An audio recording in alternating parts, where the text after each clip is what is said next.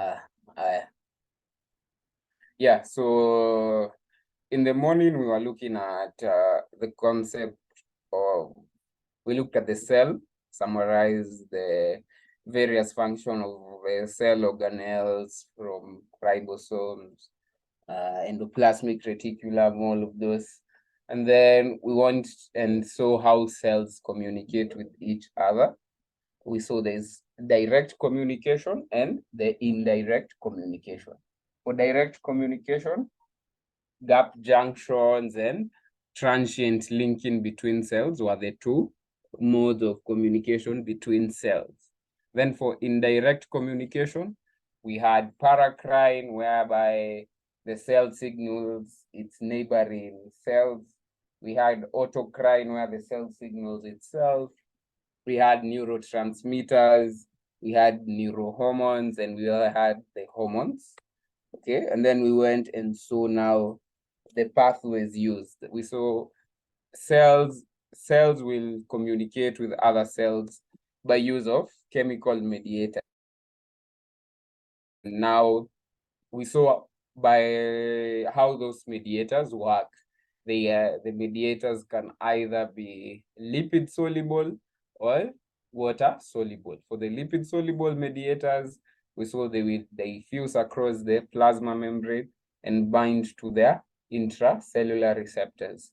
However, for the water soluble mediators, which are the most common type, their receptors will be found on the surface of the cell membrane, where these mediators will bind to a receptor. This binding to a receptor will or rather is what will lead to a cellular response through a cascade of mechanisms. And went ahead and saw the pathways through which those receptors can work. We saw the G protein pathway, so the tyrosine kinase, tyrosine kinase. Yeah, those were the two major ones, and actually the most important one we saw is a G protein, G protein coupled receptor, right?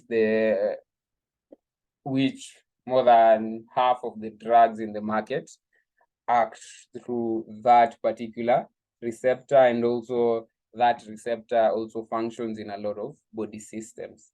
And we saw the three types. There's a G stimulatory, the G inhibitory, and finally the G Q, GS, GI, and GQ. Also, the other thing that we saw is about how the cell takes up stuff from the external environment, or not from the ECF, from the extracellular fluid. We saw pinocytosis, where the cell just pinches off or takes a droplet of the extracellular fluid, and it's able to internalize it. Okay, that was pinocytosis. The other one we saw was receptor-mediated endocytosis, whereby we saw there has to be a specific target molecule and a specific receptor for the target molecule, and hence what leads to this uptake of the whatever is in the ECF. Finally, we saw phagocytosis, and phagocytosis, when we're talking about phagocytosis, we are majorly looking at immune cells. Yeah. But in short, we stopped the discussion at receptors. We saw their mediators and their receptors. That is under physiology. Hence, now using or rather, right now we'll be expanding on that knowledge of receptors, but under the pharmacology wing of this discussion. Yeah. So,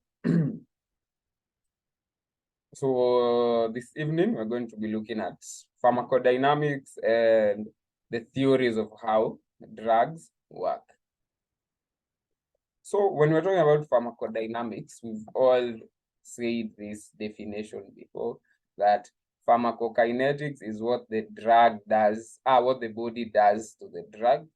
Then pharmacodynamics is what the drug does to the body, right? We've always said that. Pharmacokinetics, what the body does to the drug. The body absorbs the drug, distributes the drug, metabolizes the drug, and finally it excretes the drug. That is pharmacokinetics, the ADME, right? But pharmacodynamics is what the drug does to the body. And that is why we will say even the side effects are under pharmacodynamics, because that is what the drug is doing to the body. Okay? But for a drug to work, for a patient to take that beta blocker, how does it work? Essentially, that is pharmacodynamics. How the drug, how and by what mechanism the drug acts on the body. Okay.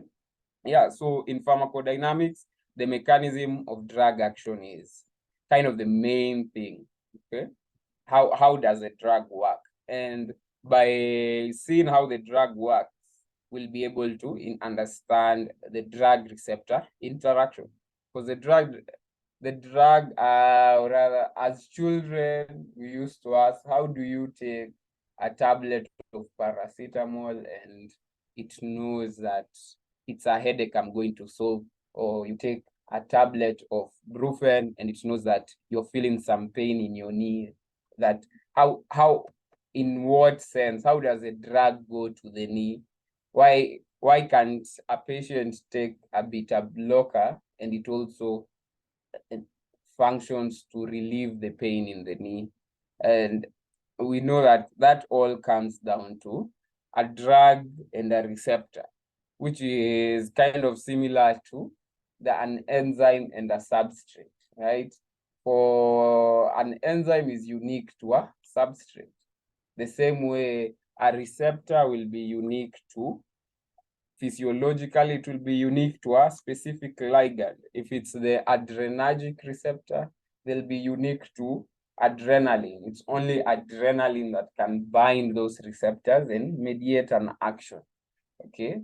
If it's the acetylcholine being the mediator, it can only bind to nicotinic and muscarinic receptors, right? Acetylcholine can travel everywhere inside your body, but so long as that part of the body doesn't have the nicotinic or muscarinic receptors, it won't do anything. So drug and receptors, drug and how they interact with their receptors, that's everything. That is how drugs work. And essentially, that is what we are going to be looking at in the next 1.5 hours. Yeah. So definition of pharmacodynamics, that one we've already said. Yeah, it's about what the drug does to the body, what effects does the drug have to the body. It can be at a molecular level, cellular level, organ level, right? It can be at any level. Yeah. So let's start here. How do drugs produce their effects in the body? And drugs act in 2 ways. They can act either via chemical or physical effects, and this will apply to very few drugs. Or secondly, they can act by interacting with receptors. And we know drug interacting with receptors is how most drugs in the market function. Yeah, that is why there's no pharmacology without physiology. First of all, you have to understand what a receptor does before you're able to understand how a drug will work. Okay, so it can either be chemical or physical effects, or secondly, via interacting with receptors. For the chemical effect, simple example is antacids neutralizing the stomach acid. That's just chemical. Acid plus base, salt plus water, just neutralization, right? But drugs interacting with receptors, that is the most common. And hence, our focus will be more towards this interaction of drugs with their receptor. So we already said this chemical, we have the antacid, we have protamine, which is the antidote for heparin, because it neutralizes the effects of heparin through a chemical reaction. Okay, yeah. Protamine is basic, heparin is acidic, so protamine simply neutralizes heparin. Yeah. So let's go to the drug receptor interaction. So for the drug receptor interaction, first of all, we need to understand what is a receptor. That's the first thing. Secondly, we need to understand what are the types of receptors. Then after that, we can look at these theories that are put to sort of explain how drugs interact with receptors. So we'll simply start with what is a receptor. Just from the name, receptor, right? Is when you walk into an office, you find a reception or a receptionist, right? So a receptor is in an office situation, that receptionist or that reception desk, that is where you will be received. And you will go and say, I want to see the dean, and then the receptionist is the one that will direct you to the dean.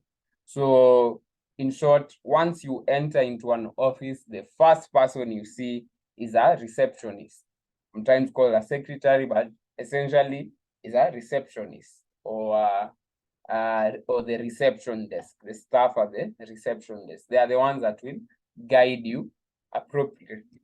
And that is what a receptor is, right? A receptor is the molecule that your drug, in this case, because we are looking at pharmacodynamics, but also because it's also physiology, so it's both. A receptor is what your ligand or your drug will interact with. After interacting with that receptor, a response will come out from it. We'll expect a response. It may be positive, it may be negative, but we will expect a response. In the morning, we were talking about insulin. So insulin, when it interacts with its receptor, we'll expect the response being what? The uptake of blood sugar by cells, or you can say it will lead to low blood sugar. That's the result of insulin interacting with its receptor. Adrenaline, if it interacts with the alpha-1 receptors, will have vasoconstriction. Okay, so receptors, they are receptors, it's where your drug, it's where your ligand will, let's say, dock. It's where it will park. It's where it will go and say, I want to do this. And then it will be up to the receptor to ensure that whatever your ligand, whatever your drug wants to be done, is done.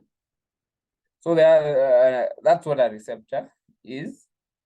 And then for the types of receptors, we mentioned this in the morning when we are looking at the water soluble, or okay, we didn't mention everything, but when we're looking at how water soluble mediators, we mentioned three ways through which they act. Anyone who can remember the 3 ways, because it's something we've mentioned in the morning. The 3 ways we mentioned in the morning, and we gave various examples.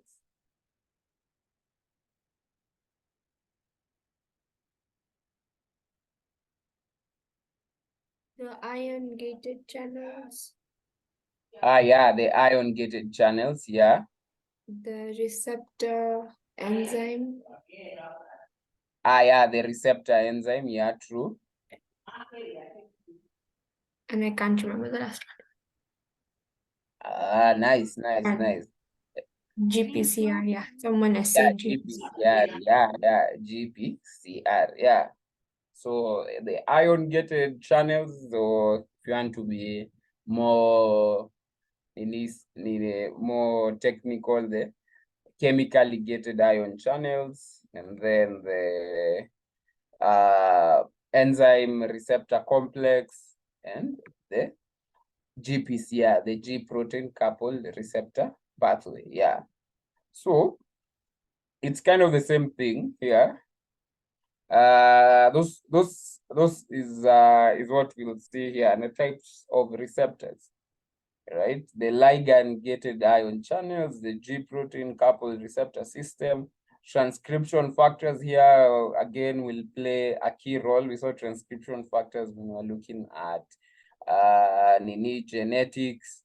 Now we are seeing it here again, but we also kind of mentioned it in the morning. We said the likes of kinaestrogen, that they are lipid soluble, so they diffuse, bind to their receptors inside the cytoplasm or in the cytosol, and then that receptor enzyme complex moves to the nucleus and acts as transcription factor to promote the synthesis of estrogen proteins or something. Yeah.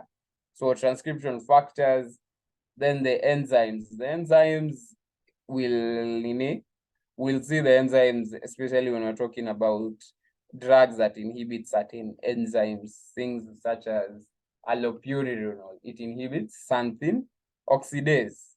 Okay. Now, in that case, your enzyme is the receptor. It's where the drug is binding.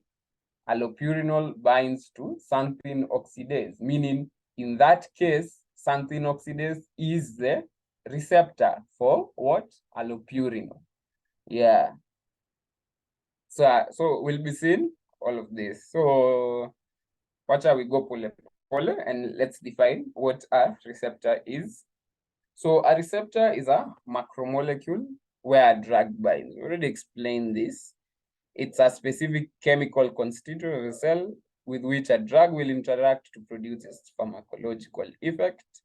Most are located on cell membrane, some are located intracellularly, and most receptors are proteins.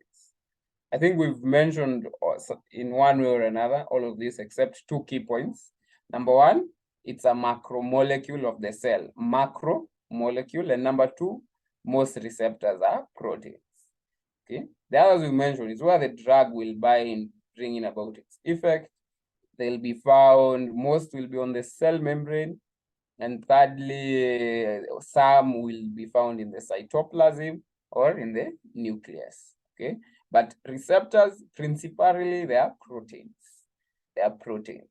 Same with what we saw with enzymes. We'll see this, when we're talking about drug receptor, we'll see a lot of commonality between drug receptors and enzyme and substrates. They're kind of, I wouldn't say the exact same thing, but they're we'll notice very similar characteristics. Because for example, we say enzymes are proteins also. Okay. And now enzymes usually they're intracellular. Yeah, we'll see the key differences.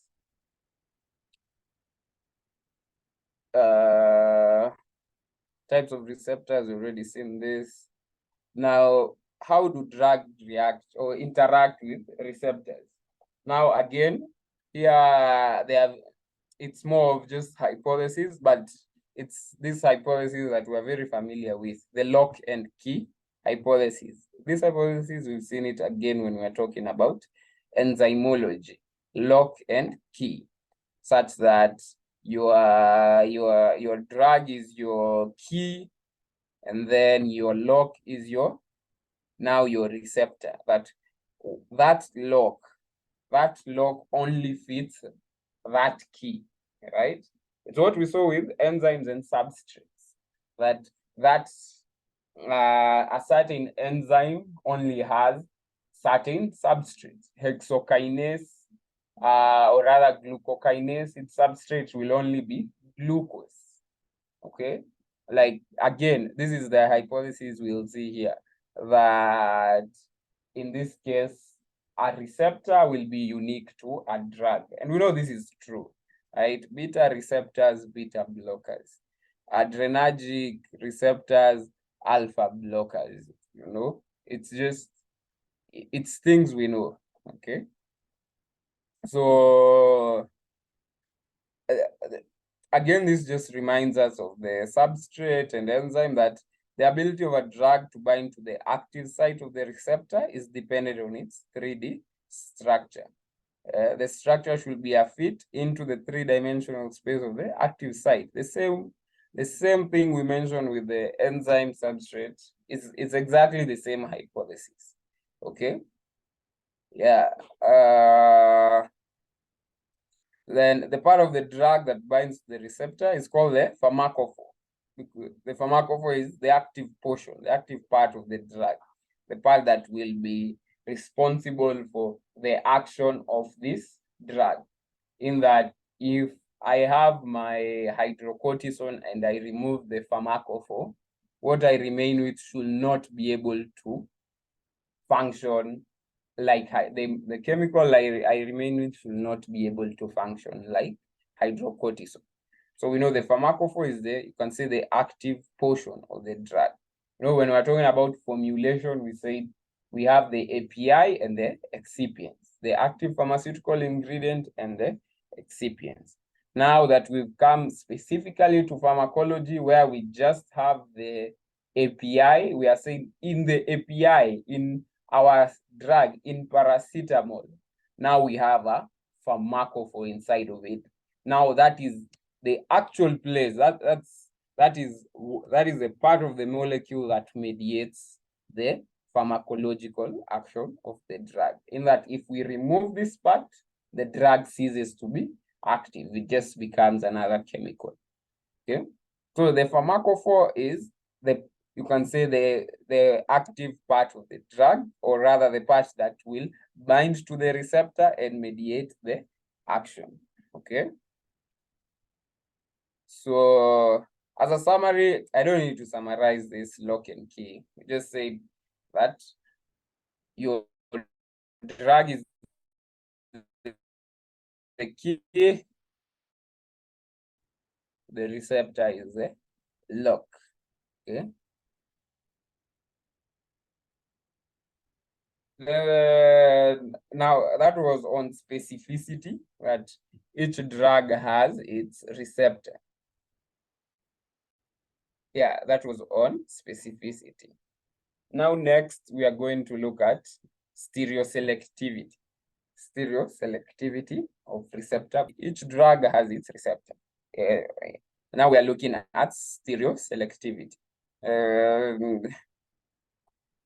At this juncture, as a sort of revision, I don't want to name names. So when we are starting in August, or even if you can remember from what Dr. Edith taught us, can someone summarize isomers, constitutional isomers, geometric, what was under that?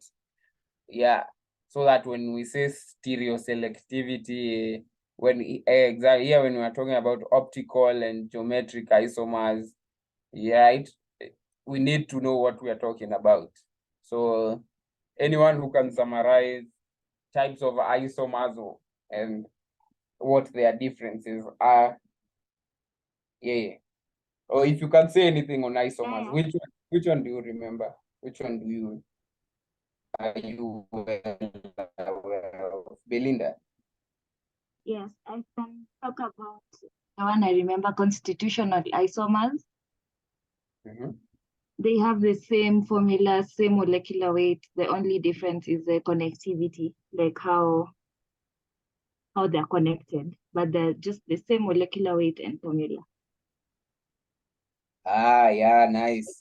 Yeah, like 2-methylbutane and 3-methylbutane. Yeah. Yeah.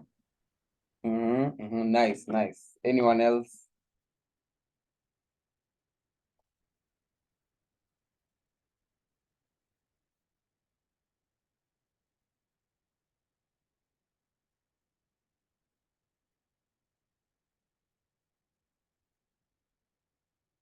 I know you guys are not clueless. You're just deciding not to unmute. So, yeah, anyone else? For the optical isomers, it's one rotates the polarized polarized light to the right or clockwise, and then the other one is anti-clockwise. So it's either the D isomer or the L isomer. Yeah. Okay, yeah. The Then, optical isomers, then we have the stereoisomers. stereoisomers. So for this, they have same formula, same connectivity, but now different spatial arrangement of the atoms, like how the atoms are arranged spatially. Like, you understand those organic chemistry things. Yeah. Different spatial arrangement. Yeah. So under there, we were having R and S, right? Depending on how those stuff are arranged. We were given priority, yeah, based on atomic number, all those things. Yeah, that is, yeah. So yeah, that was a good division of isomers. There's an isomer I've left behind. Wait, yeah, I mean diastereoisomers. What are diastereoisomers? We talked about RS, we talked about optical isomer, the dextrorotatory, the levorotatory. We talked about the constitutional isomers. There's one we haven't mentioned.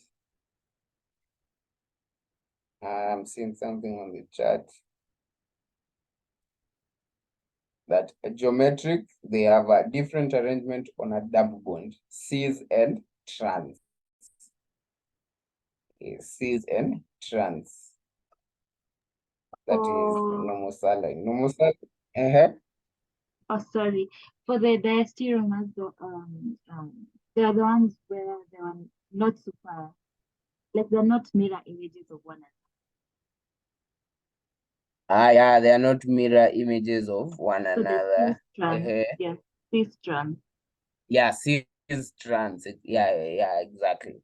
The diastereoisomers we have in the cis trans. Yeah, what the normal saline is saying. Then for the stereoisomer, that is where we are having the mirror images, enantiomers. Yeah, so yeah, nice. So when we're talking about stereoselectivity, that most drugs exhibit isomerism. There can be optical isomers, geometric isomers, yeah. And we know specifically for thalidomide. What type of isomer was it?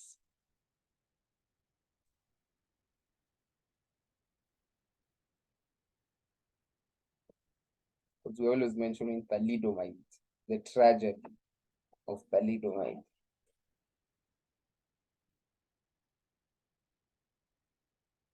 It's the S isomer. Yeah, exactly. Yeah. We had the RS, that RS, the stereo, they were stereoisomers in that one of them was therapeutic, the other one was teratogenic, and the therapeutic one was being administered, but once it gets to the body, it's converted to the teratogenic form. Yeah, so yeah, rhythmic mixtures. Yeah, so the R was the therapeutic one, the S was the third one, or the teratogenic one. Yeah, so R therapeutic, S teratogenic for thalidomide. Maybe you can be asked something as simple as that and then you don't remember. Just remember S, sadness, thalidomide. So S is the bad one. Okay. So anyway, according to the lock and key hypothesis, receptor binding is usually highly stereoselective for a given isomer. And usually, not always, but usually the level isomer is the one that binds to the active site. Usually, remember the word is usually. don't say always, it's usually. So, and we've seen drugs that have need this, have utilized this, like drugs have been updated from this, like from cetirizine, we updated it to levocetirizine, right? Yeah. From nogestrel, we updated it to levonorgestrel, the P2. Okay. So we've seen this being utilized because usually the levoisomer binds the active site. Okay. So far we've talked about drugs and receptors, how drug binds to receptor. We've said not how, or yeah, the mechanism. We've said it's kind of like a lock and key hypothesis, similar to what we saw in enzymology, in that your drug is your key and the receptor is a lock. Okay. And then hence the specificity of drugs. Number two, we've seen they are also the receptors are also stereoselective. And then we mentioned the types of receptors when it comes to drugs. We saw there's the ligand-gated, the G protein, the transcription factors, enzyme, cell membrane, embedded proteins. Yeah, all of those. But we'll see each of them slowly when we're covering more and more drugs. So this, Nini, see I'm saying something? I don't know if the notes are on the drive. They are Nani's notes, Nguta's notes. I don't know if they're on the drive, but if they aren't, I'll just share on the group. Yeah. So let's go to types of binding. Types of binding when we're talking about to drug. We've said drugs bind to the receptor. And we say drug usually now at this point I introduce the word usually. Drug usually bind to the active site. Okay.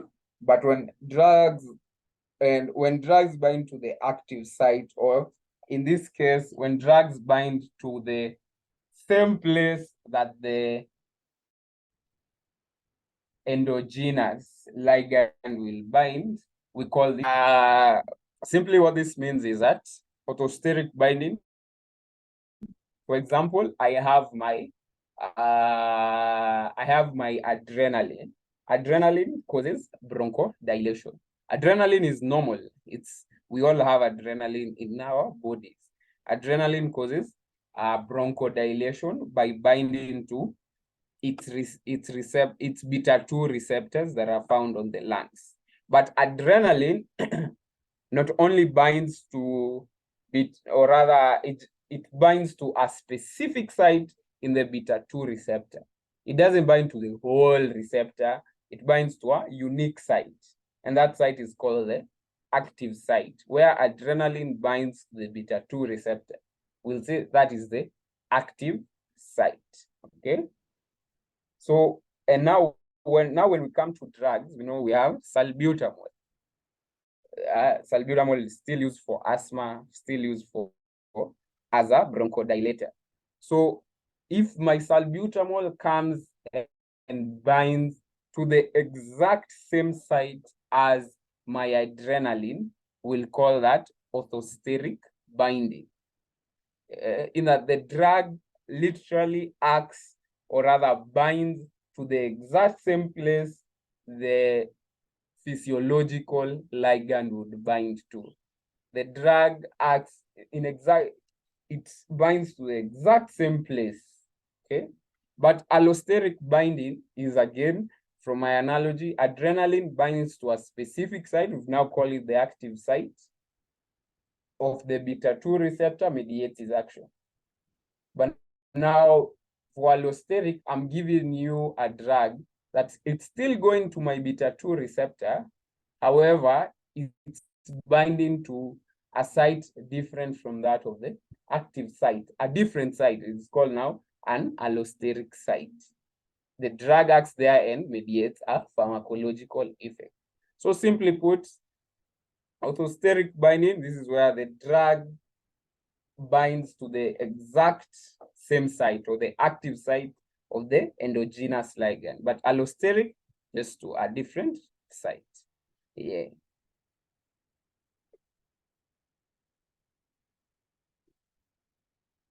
And now just remember, for when we're talking about drugs and receptors, we all learn from nature in that the drugs we make, we copy nature, we copy what the body does.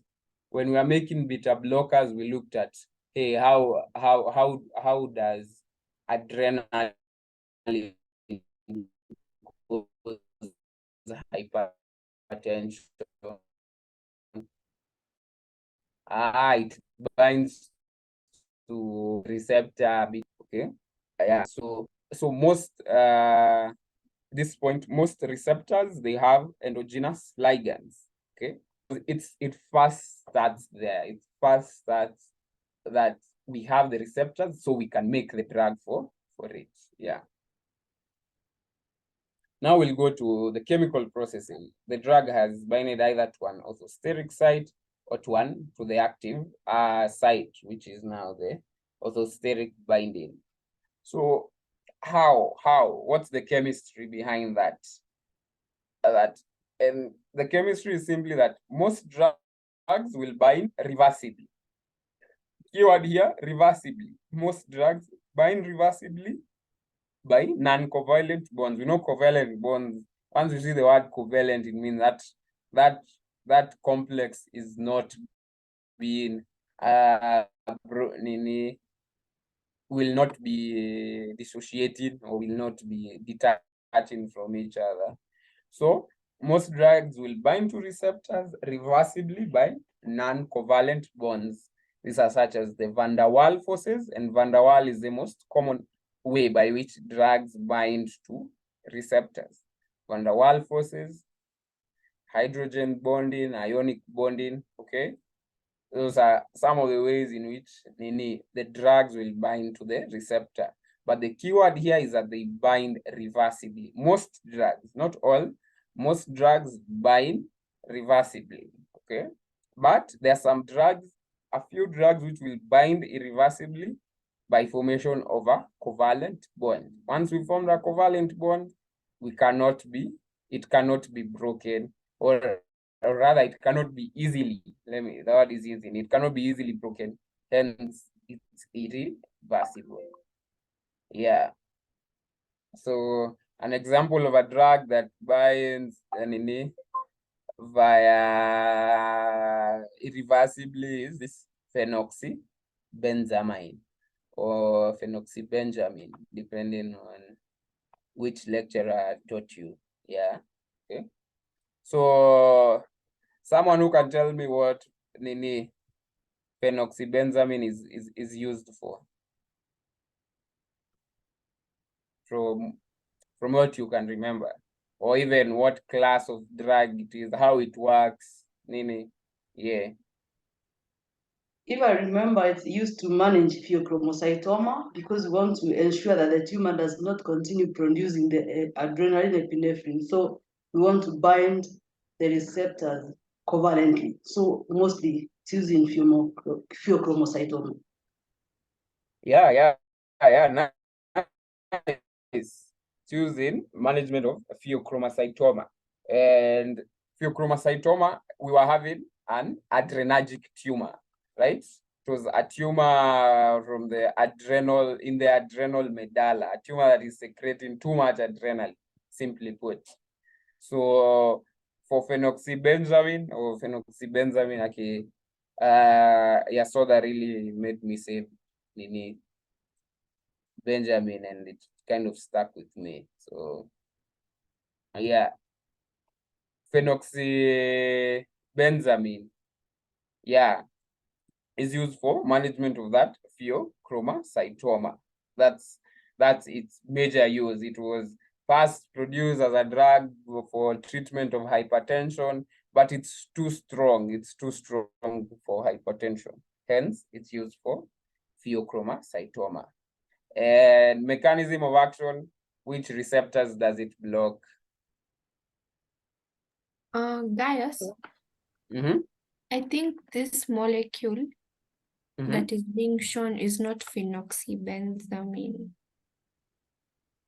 I'm confusing it with something else because I thought it's like an alkylating agent. Oh yeah, this is an alkylating agent, but yeah, this is an alkylate. Oh, this is the pharmacophore, but I'm not it's sure. okay. As a It's fine, it's fine. Yeah, okay. Either way, phenoxybenzamine. Yeah. Black Panther, yeah, alpha adrenergic antagonist. Yeah. It's an alpha adrenergic antagonist. Yeah, nice. Yeah, I'm seeing you guys are ready for the exams. So as a side effect, of phenoxybenzamine, what do we expect? Just generally. From what you can think, if it's an alpha adrenergic antagonist.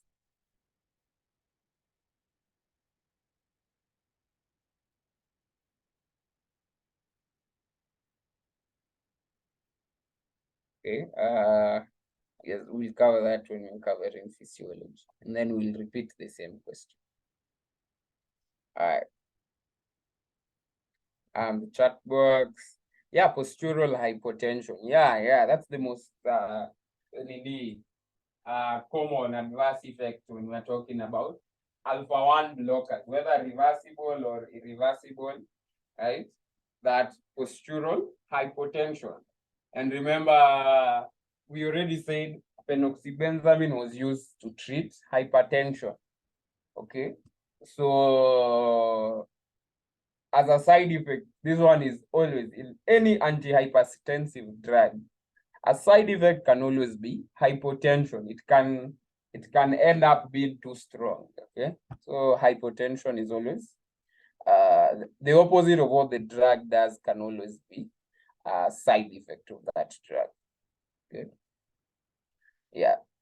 So that is one of the few drugs that act or bind to the receptor irreversibly. They bind to the receptor irreversibly. So here, law of mass action and occupancy theory. I didn't see the textbook focusing so much on this, so I'll copy the textbook and skip through this unless someone wants us to cover it. And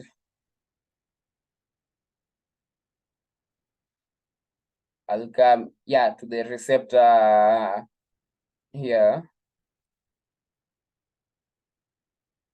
Yeah. So here we are seeing the, okay, let's just do this because they're all related. Let's summarize it. So on reversible receptor binding, first of all, simply we are reminding of enzyme substrate complex. Okay. First of all, we have our drug and our receptor. They interact to form the complex, and then we see a response. Okay. That is essentially it. It's what we've been seeing in here for the past 5 years. Now, at equilibrium, we know that even leave alone this. At equilibrium, we know that the rate of formation of the product and retrieval of the reactants is the same, right? That how fast we are forming our product is how fast we are also forming our reactants. In short, here in this side, these are the reactants, these are the products. So at equilibrium, the two rates will be constant. That how fast they'll be constant, simply put, at equilibrium. The rate by which we are forming our product and the rate at which the reactants are forming back are constant. They are not changing. Okay, they are not changing, they are constant. that is simply it about the law of mass action. In that, now let's go here. When we are forming back the ligand alone and the receptor alone, it will be, it's the reverse, so K off. And then when we are forming the drug receptor complex is K on. So K off over K on is equal, will give us the dissociation constant, okay? Because here, this is the equilibrium constant of dissociation, and there's the equilibrium constant of association. So the equilibrium constant of dissociation over that of association gives us the dissociation constant. So that's why we want to get into it. It's not really pharmacology much, but simply put, this dissociation constant, it's a measure of the affinity of a drug for the receptor. And we know when we're talking about affinity, we are saying affinity simply, we're talking about how, in simple terms, how much does a drug like a receptor? Yeah, right? How much is this drug likely to bind to a receptor? When we say we have cardioselective beta blockers and non-selective beta blockers, it means that for cardioselective beta blockers, they have a very high affinity for beta 1, right? They love binding to beta 1. They don't like binding to beta 2, right? That is it about affinity, that this drug likes binding to this receptor, okay? And a good example to explain it, cardioselective beta blockers. A cardioselective beta blocker, it loves binding to a beta 1 receptor. That's why it loves to be. It has a very high affinity for a beta 1, but it has a very low affinity for a beta 2 receptor, a very low affinity to a beta 2 receptor. Okay, so affinity is simply how much does a drug like binding to a certain receptor. Okay, how much does a drug like binding to a certain receptor? Okay, then we'll see the lower the dissociation constant, the more potent the drug. The lower the dissociation constant, the more potent the drug. Okay, and that can be explained just even from this equation, or from this, if we said K off is how K off is the rate of drug dissociation, and K on is the rate of drug receptor formation. So if K on is large and K on is the denominator, it means KD will be small. Hence, the lower the KD, the more the affinity, or rather the more potent the drug is, or the higher the affinity of a drug to a receptor. That is, see, this is why I don't like getting into this. But we continue. So the lower the KD, the more potent the drug, or the higher the affinity of the drug for that receptor. Then receptor occupancy, simply, this is the fraction of the receptors that are occupied by the ligand. The fraction of the receptors that are occupied by the ligand. It's just derived from the lower mass action, where F is a concentration of the free unbound drug. Bmax is the maximum number of receptors available for occupation, and then you get all of that. Okay, so simply when you're talking about receptor occupancy, just imagine in your body, again an imagination, it will be, for example, you have 5 beta 1 receptors in your heart, and we've given you a beta blocker. The receptor, and then that beta blocker only occupies 3. So the receptor occupancy will be that 3 over 5. Simply put, it would be 60%. Yeah. So, of course, the higher the concentration of the drug, the greater proportion of receptors that are occupied. In the same analogy, we've given you metoprolol, we've given you a beta blocker, it binded 3 out of the 5 receptors. And we're like, oh, not all the 5 have been bound, we'll add you more beta blockers. Hence, the higher the concentration of a drug, the greater of the proportion of the receptors will be occupied. Okay. And at this the maximum response is elicited once all receptors have been occupied at equilibrium. So I have 5 receptors, all receptors are occupied, that is the maximum response. It means even if you give me any more beta blockers, it will have no effect because all my receptors are occupied. All my receptors are occupied. And that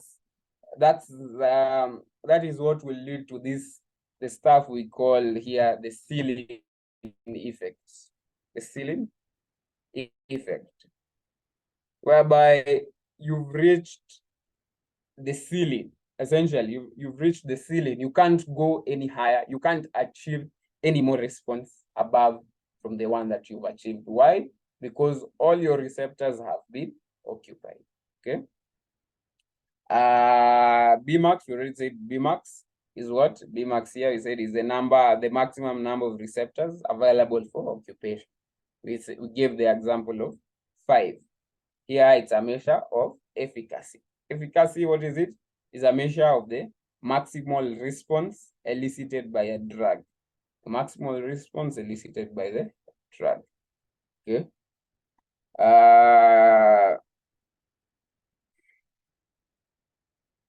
So efficacy, another term, or the other term that can be used is intrinsic activity, defined by the ability of a bound drug to change the receptor in a way that produces an effect. And we'll see some drugs do possess affinity, but not efficacy. Some drugs have a high affinity, but no intrinsic activity. We'll see that in a few when we're talking about agonist and antagonist and all that. Okay. So right now we can take a break, a 5-minute break. Yeah, 6:15. We come and finalize this, and also just mention agonist and antagonist. Yeah. So any additions so far? Any questions?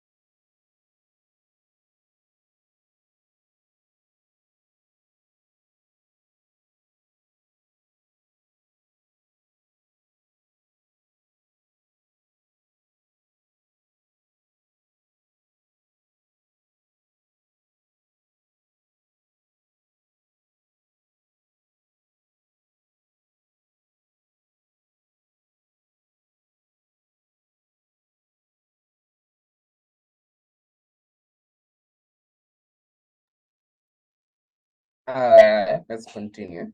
Mhm. So right now we're talking about drug response relationships. We've already looked at the dissociation constant. We've seen how the drug occupying the receptor, and here's where we've talked about efficacy. And now we're looking at the dose response relationships. And let me share the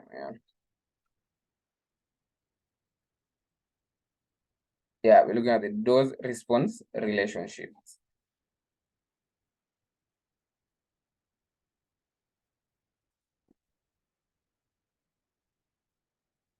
So for the dose response relationship, I didn't want to do with Nguta slides, a lot of graph that but this PowerPoint has summarized what we need to know from all those graphs. So dose response relationship. From the name, we are simply suggesting that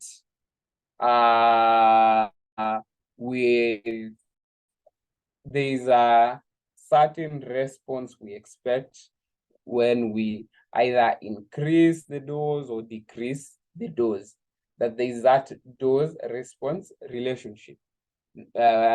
Generally, when we've talked about occupancy of the receptor, we say once you increase, we said I have 5 receptors. When we gave my drug 3 were occupied, we said that if we increase the drug concentration such that the 5 receptors are occupied, we are expecting a greater response, right?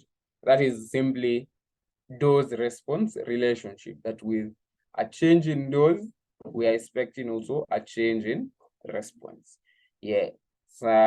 Just from the pharmacological effect of a drug depends on its concentration at the site of action, which will be determined by the dose of the drug administered. This relationship is called the dose response relationship. Yeah, right? So it's simply what we've talked about. It's about that occupancy of the receptor. And under this, now we have 2 types of dose response curves. We have the graded one and the control dose response curve. The graded one is as you increase the drug, the effect increases until a maximum effect or until a ceiling effect. Simple as that. It's what most drugs work by. As we increase the drug concentration, so does the pharmacological effect until a certain point when it reaches its maximum. And we know once it's maximum, we know all the receptors have been occupied, meaning there's no more there's no more response can be achieved because all of the receptors have been occupied. And then we have this control dose response curve. For this one, it cannot be quantified. It's more of a qualitative dose response curve.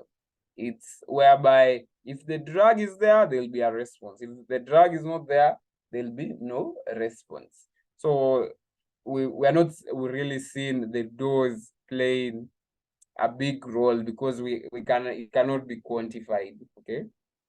So but the graded dose response, this is what we know even from our study. We know the graded response is what we see, is what we expect, in that a patient will be started on hydrochlorothiazide at a low dose. If the hypertension does not resolve, we will up the dose, until it reaches a point where the maximum dose of HCTZ, and then we can say this drug, we've reached the maximum effect and your hypertension is not controlled, hence we start you on another drug. We start you on amlodipine, again at the lowest dose. We titrate it upwards to increase the effect. Okay, yeah. So graded dose response, we know this is what we see every day. This is what we apply every day. And then therapeutic index. What is the therapeutic index? This is just the relationship between the dose of a drug, the dose of a drug required to produce the desired. Diana. Please, could you repeat your quantile? whatever, please. Or quantile. Yeah. Okay. For the quantile dose response curve, here is more of a qualitative thing, that certain pharmacological effects will occur when the drug is present, and they won't occur if the drug is absent. It's not dependent on the dose. Here, it's just certain pharmacological effects, such that if a person takes, let's see, let's give an example. Good example. Erythromycin, we know it causes gastrointestinal upset. Okay, so when you take erythromycin, though it causes GI upset through binding to a receptor, so that's not true. But okay, assume I don't have a perfect example, but assume erythromycin causes GI upset, in that whether I take 250 mg of erythromycin or another person takes 1 gram of erythromycin, we will both experience the same level of gastrointestinal upset. It doesn't depend on the dose, it just depends on the fact that there is erythromycin inside my body. Okay, so it's more qualitative, in that its presence or absence. If the drug is there, we will see a certain effect independent of the dose.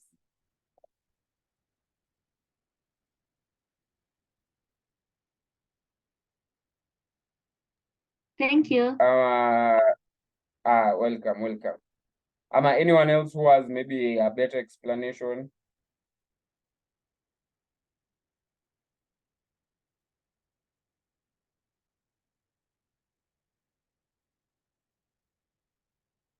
Okay.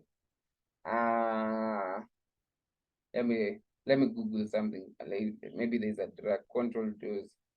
Make examples. Maybe there's a drug that acts that way.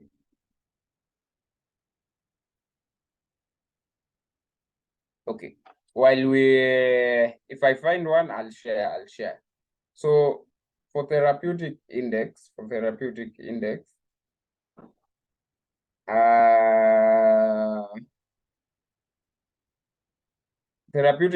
here, this is the relationship between the dose of a drug required to produce the desired and the undesired effect. The in mathematical expression is lethal dose 50 over effective dose 50. Okay, lethal dose 50, we know that is the concentration or the dose of the drug that will kill 50% of the population. Effective dose 50 is the dose of the drug that will produce the required effect in 50% of the population. So for therapeutic index, we'll give an example of random drug, amlodipine. Let's say amlodipine. Amlodipine is used for hypertension. So let's say we've discovered amlodipine, and we've noticed that 15 mg amlodipine is toxic or is lethal to lab mice, right? It's that will be our lethal dose 50, or that will be our lethal dose 50. Then we notice that in 50% of the population, or 3 mg or 5 mg amlodipine lowers hypertension effectively. That will be our effective dose 50. So our lethal dose 50 is 15 mg. Our effective dose is 5 mg. So the therapeutic index will be 3. Therapeutic index will be 3. And remember now, for therapeutic index, we say you want your drug to have a large therapeutic index, in that there is a big difference between your lethal dose and your effective dose. For example, for amlodipine, okay, let's say amlodipine, we give 20 mg, the mice are alive. No mice has died. 30 mg, 40 mg, went all the way to 200 mg. 200 mg killed 50% of the mice. So we say 200 mg is the lethal dose. But the effective dose, it still remained at 5 mg. It will be 200 divided by 5, we'll get 40 is the therapeutic index. Meaning that when a drug has a large therapeutic index, it is more safer, you know? It's the type of drug someone tells you, I forgot and took 2 instead of 1. You tell them, that's fine, you can't do much, right? Because it has a large therapeutic index. But you go to a drug such as digoxin, which has a low therapeutic index, even if a patient forgets and takes 2, they will be risking something. They'll be risking their arrhythmias. Yeah. In short, they'll have a risk. Okay? And now, because I've mentioned digoxin and how it can be used to kill someone say, what is the antidote for digoxin overdosing or digoxin? What's the antidote?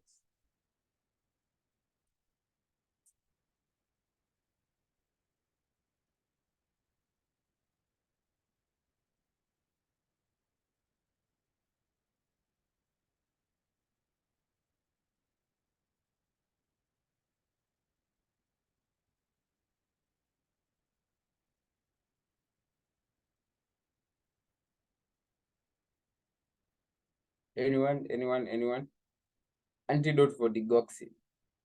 Someone has come, they've told you, hey, I've taken 5 tablets. I forgot. What do you do? And in the audience, we have, let me see.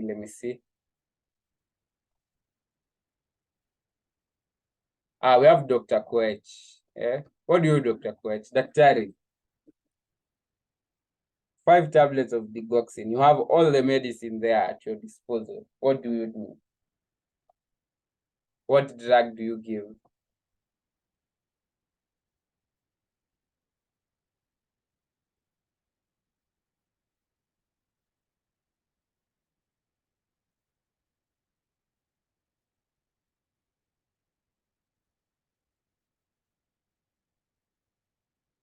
Anyone? It was, by that it was mentioned in pharmacognosy by the one who talked about digoxin.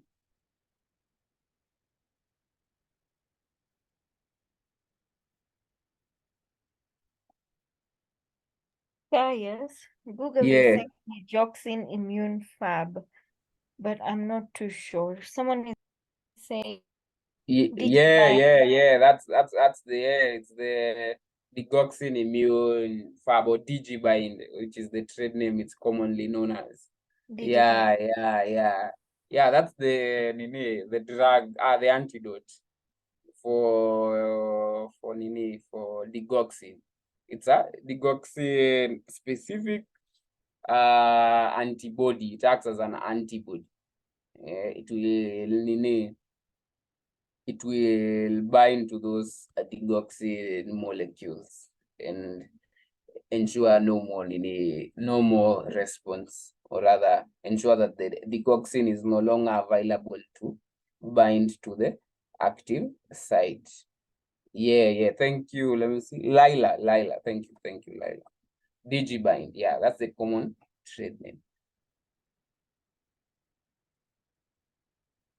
Yeah, so also you can use magnesium sulfate. It possesses antidysrhythmic properties that are beneficial in the treatment of digoxin toxicity. So I don't know if that's for overdose or I don't know.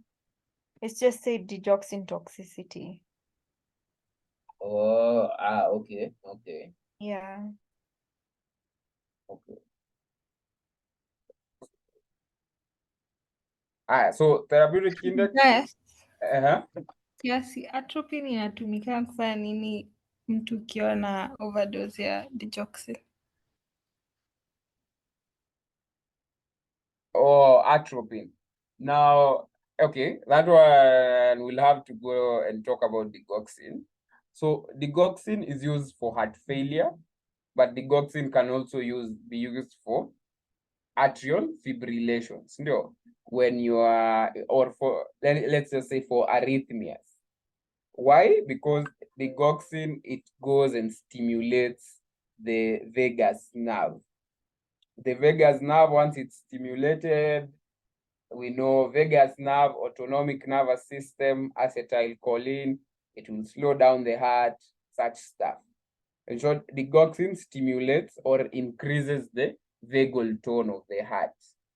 And then, so if you've taken too much digoxin, that vagal tone is too much increased. And when you say vagal tone, it means a lot of acetylcholine. That's why we also use atropine, because atropine is an anticholinergic to reduce that vagal tone, the effect of digoxin on the vagus nerve on the heart. Yeah. Thank you. Welcome.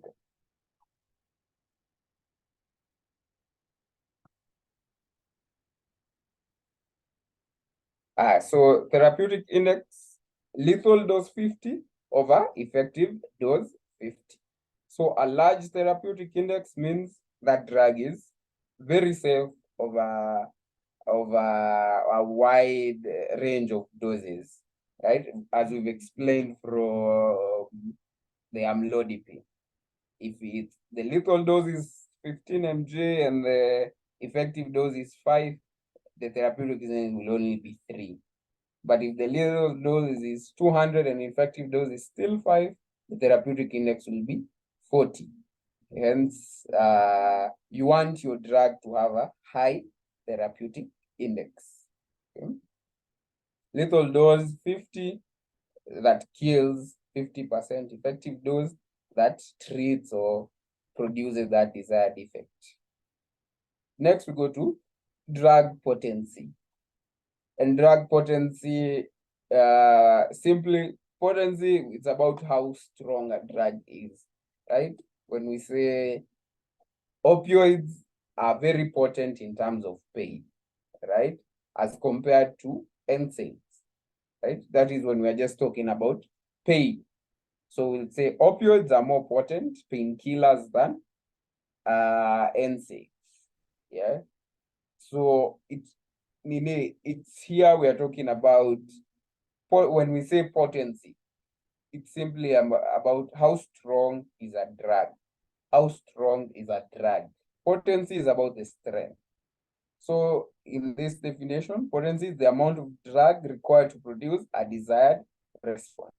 The lower the dose required for a given response, that means the more potent the drug.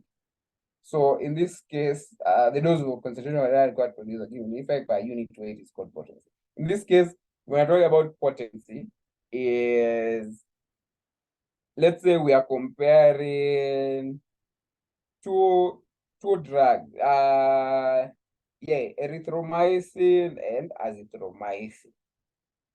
Erythromycin and azithromycin, they are both efficacious in treating streptococcal pharyngitis, right? They are both efficacious. You can be given both erythromycin or azithromycin, and your sore throat infection will go away, right?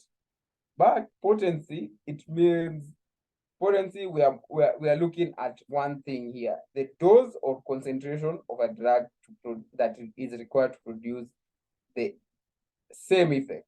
So if I need 500 mg, or rather, when we're talking about dosage, remember dosage is not the same as dose. Dose is what you will take at that particular moment. So the dose of azithromycin is 500 mg once a day. That's the dose. But the dosage is what you will take entirely. So we give azithromycin for 3 days for the strep infection. That means the dosage is 1500 mg. But for erythromycin, you give it 500 mg 4 times a day for at least 5 days, right? So that comes to about 2000 by 5. That's 10,000 mg. So at that case, in that case, we get to say azithromycin is more potent than erythromycin. Why? Because we need a lower dose of azithromycin to produce the same effect. Okay, we need a lower dose of the drug, but to produce the same effect.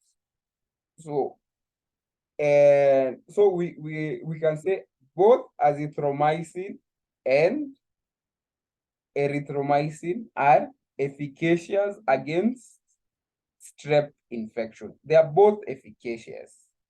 Okay, they both will work. They are both effective, but one is more potent than the other. Azithromycin is more potent than erythromycin because a lower dose of azithromycin does the same job as that high dose of azithromycin. In one day, I'll just take 1 tablet of azithro, but take 4 tablets of erythro, meaning azithromycin is more potent. I just need to take 1, but erythro, I need to take 4, meaning one is more potent than the other. Okay, so that is it about potency. It's about how strong is a drug. How strong is a drug? Drug efficacy here is the maximum effect of a drug. Here it's the number of drug receptor complex formed and the efficiency with which the activated receptor produces a cellular function. Simply, we're talking about efficacy. It's simply about the efficiency with which the desired response is achieved. That's why we're saying both azithromycin and erythromycin will clear my strep infection, right? They are both efficacious. They both will work. But potency is where azithromycin, lower dose, same effect. Erythromycin, higher dose, same effect. Hence, azithro is more potent than erythromycin, but they are both efficacious. Yeah, and that is what will even inform you on whether or not you can even substitute a drug for a patient. Patient ameandikiwa something like cephalexin. You don't have cephalexin, you have cefuroxime, you have cefaclo. They are both efficacious. They both will treat that infection. Okay, the point is that both will work. Then for the therapeutic window, we know it's just that range of concentration between the minimum effective concentration and the maximum tolerated concentration. Like, it's a concentration where the drug will produce its response. For example, if I take my beta blocker and in my blood, it gets to a concentration of, for example, 2 micromoles, and at 2 micromoles, it's where it's able to start functioning to reduce my cardiac output. And then at 4 micromoles is where after 4 micromoles, it will start being toxic to me. The therapeutic window is that 2 to 4. It is that range with which that drug will produce the desired response with minimal toxicity. That window between the minimum effective concentration and the maximum tolerated concentration or dose. The combined effect of drugs. Here we've mentioned all of this. We've mentioned this multiple times. There's that summation or additive where 1 + 1 will be equals to 2, right? 1 + 1 is equals to 2. It's summation, additive. Then synergism is whereby 1 + 1 is more than 2. The combined effect of a drug is greater than the sum of their individual effects. 1 + 1 is more than 2. That is synergy. It means if these two work together, they do a much better job than they would even if they just were used individually. You know, summation is literally 1 + 1 is equals to 2. your amlodipine lowers your BP by 20%. I add HCTZ, it also lowers your BP by 20%. I give you the both of them, they lower your BP by 40%. 20% plus 20% is 40%. But synergy is whereby amlodipine 20, HCTZ still 20, but I give the two and they lower your BP by 50%. In that case, 1 plus 1 has been greater than 2, in that the combined effect is greater than the sum of their individual effect. Then potentiation. For potentiation, this is whereby one drug, it has no action per se by itself on a specific system, but increases the effect of another, drug. It potentiates. There's I don't know, there's something we talked in the morning about potentiation. I don't remember what it was.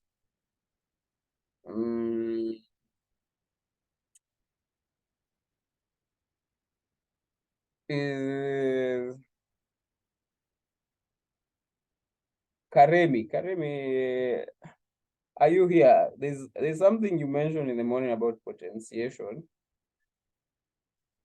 I don't remember what it was, but there was a really good example whereby a drug does not work, that has no effect on a system, but it will increase the effect of it, potentiates, it makes the other drug works better. Okay. Yeah. Simply put, it makes the other drug works better. Then now let's go to antagonism, drug antagonism, or just number one, antagonism. Antagonism, we know they are agonists and antagonists. Antagonists, we know these are two opposing forces. This is whereby the effect of one drug decreases or completely abolishes in the presence of another drug. In that, if I give you drug A, it lowers your hypertension. But I give you drug B, it increases your blood pressure. That is antagonism, right? If I've given you on one side a beta blocker, then I go and give you adrenaline. You know, one is lowering your BP, another one is raising your BP. Okay, so that is antagonism. Yeah. So, and there are various types. There's a physical type, whereby the opposing action is due to their physical properties. Here, mostly it's how activated charcoal is used for poisoning, not just alkaloids, for multiple types of poison. Okay, because activated charcoal has the physical property whereby it absorbs stuff. So that is physical antagonism. Okay. For chemical, we already mentioned it, is whereby antacids neutralize your gastric acid. That's chemical. There's a chemical reaction leading to this. Okay, there's a chemical reaction leading to this. Then we have the physiological one. For physiological one, it is whereby two drugs are acting at different receptors or by different mechanisms on the same physiological system and produce opposite effects. So in this case is adrenaline and histamine. Adrenaline acts on beta-2 receptors and causes bronchodilation. Histamine acts on histamine receptors and causes bronchoconstriction. So that is physiological. They are both acting through their various receptors, but the actions that they are doing are opposing each other's action, but through them acting on different receptors. Okay. Histamine has gone to its histamine receptors and mediated bronchoconstriction. The patient can't breathe. And then you give adrenaline, you give salbutamol, it goes and acts on beta-2 receptors and causes bronchodilation. See, there's an opposite action, but the receptors or the mechanism through which the two have acted is separate. It's not under the same roof. Yeah, so that is physiological. Then for receptor, this is whereby now they are binding to the same receptor, unlike physiological. For receptor is we are having an antagonist binding to the same receptor as the agonist. Okay. Now in this case, again, I take you to hypertension. Adrenaline will bind to alpha-1 receptor and cause vasoconstriction, raising your blood pressure. But then I give you an alpha blocker such as prazosin, phenoxybenzamine. It goes and binds to the same alpha-1 receptor, but inhibits the effects of adrenaline. So that is a way of receptor antagonism, whereby both drug A and drug B are acting on the same receptor, but they will produce different actions. Yeah, is what again we mentioned with biochemistry, the competitive one, where they'll be competing for the same active site, and it binds reversibly to the receptor. For the non-competitive, yeah, we are talking about the antagonist will bind to a different site on the receptor and prevent the agonist from reacting with the receptor. Yeah. So we've covered drug dose response relationship. You've seen the graded response, whereby increase your dose, increase your response.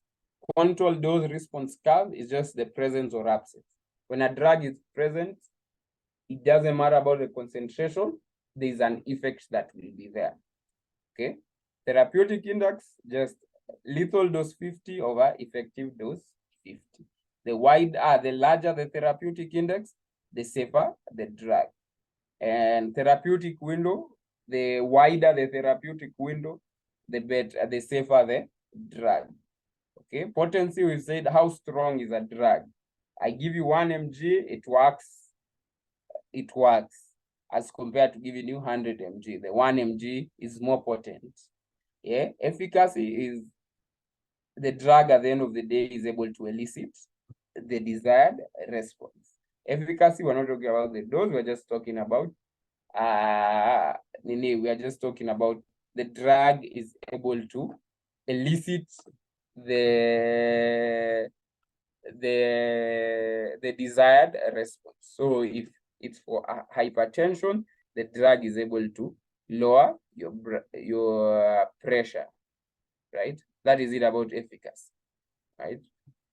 And I think even for PPB, I think the motto is quality, safety, and efficacious drugs, right? Quality meaning they are of good quality, right? No adulterants or all those stuff. Safety meaning they are safe. Efficacious meaning they will work, right? So efficacy, it's not even you can say it's not even a drug thing that is specific for drug. It's just efficacy. This thing does its job, does the job it's intended for. Okay. About the response, we talked about it's either additive, synergy, or potentiation. One drug potentiating, increasing the effect of another drug. Antagonism, we talked about the physical, chemical, physiological, whereby they will act through different pathways, different receptors, different mechanisms to produce different responses. For the receptor antagonism, they both act through the same receptor to produce different responses. Then, now we have factors that will modify drug action. This one, we have, of course, we have the drug factors, we have the patient factors. For drug factors, we know something like route of administration, right? Fast pass metabolism and all that. We'll see this with pharmacokinetics. Presence of another drug. Does the drug potentiate or does it antagonize the drug? Age. With age, we know there'll be difference in metabolism. Young people metabolize drug faster than the elderly people. Body weight, we're talking about distribution of drugs to the fat, nini, that will have an effect. Sex, one gender has more fat than the other, diet, environment, genetic. We'll see all of this under pharmacokinetics. I don't want to go into so much details. Okay. So for age, yeah, just something in neonates, then they need a lower dose because the kidney and the liver, they are not up to par. Okay. For weight, of course, with greater body weight, they require bigger dose. These drugs are even dosed based on weight, 15 mg per kg. Body surface area, same application as weight. Regarding the sex, females will require usually smaller dose than males. Diet, environment, all of those things, they will play a role in how a drug can modify drug action. Something like if you're eating a tyramine-rich diet and you're on MAO inhibitors, it will affect how your MAO inhibitors will work. Okay. Genetic factor, we know pharmacogenetics, it's an evolving field, right? Psychological factor here, majorly the patient, it's more of related with placebo, There's someone that comes to your pharmacy and they just trust you. They'll take that paracetamol and they'll feel they are good immediately because they just trust you, okay?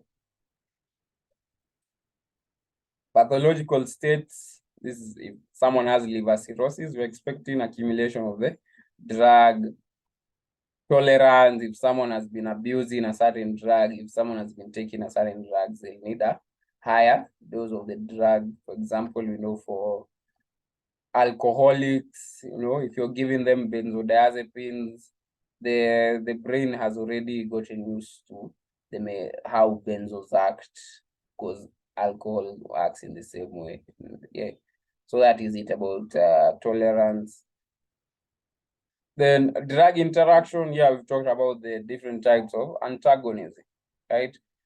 Two or more drugs are given at the same time, it can alter the effect of the other drug. It can potentiate it, or it can even inhibit its action, right?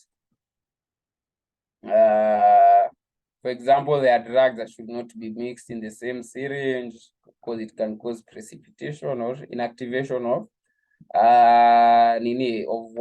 the other drug. A good example of this is usually aminoglycosides and the beta lactams. In the body, they act well, pamoja, but you do not co-administer them and with the same, what is it called, IV giving set, because there'll be, I don't know which one inactivates which one. Yeah. Pharmacokinetic, here is where we are talking about absorption. For pharmacokinetic is the ADME absorption. Remember when we were talking about tetracyclines with these antacids, iron, milk, right? They will form complexes that can't be absorbed.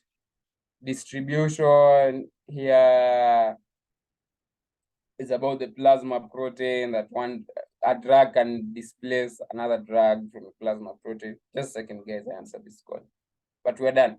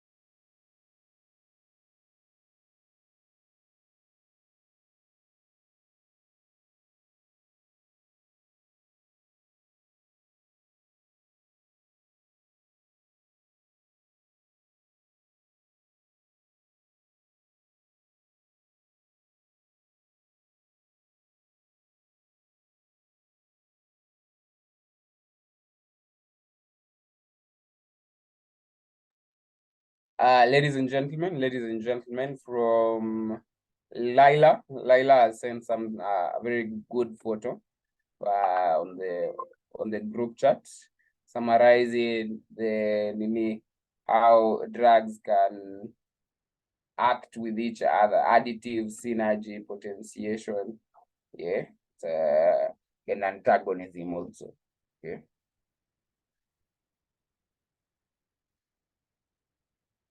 Thank you, Lila. Thank you, Lila. So metabolism, we were talking about how they can interact pharmacokinetically. We talked about absorption, talked about distribution, where drugs can displace, one drug can displace another drug from albumin, from plasma protein, which will lead to an increase in concentration of the displaced drug and can lead to more effects pharmacologically. And on this point, it's important to mention about the likes of the sulfonamides, to mention why we don't give ceftriaxone in neonates. Okay, ceftriaxone and also sulfonamides, what they do is that they will displace bilirubin from plasma proteins.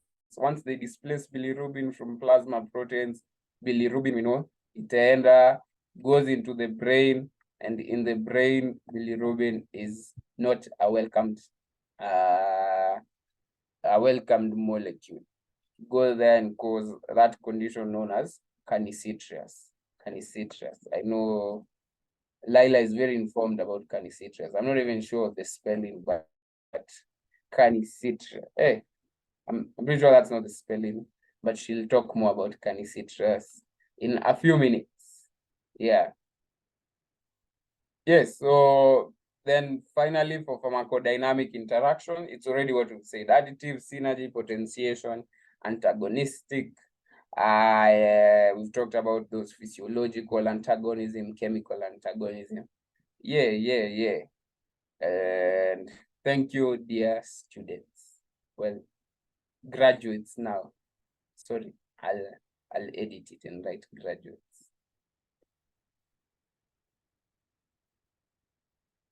So if there is any question or any addition.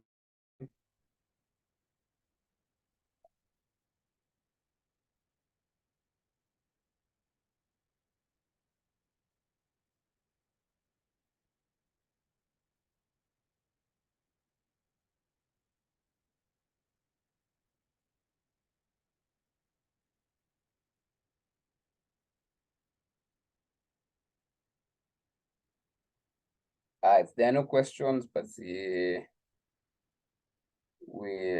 can just, because of time, we can just stop there. We take the 1 hour break. We'll meet at 8 with our counterparts from the other universities to do now the PPB revision. Divya, can you let me stop the recording.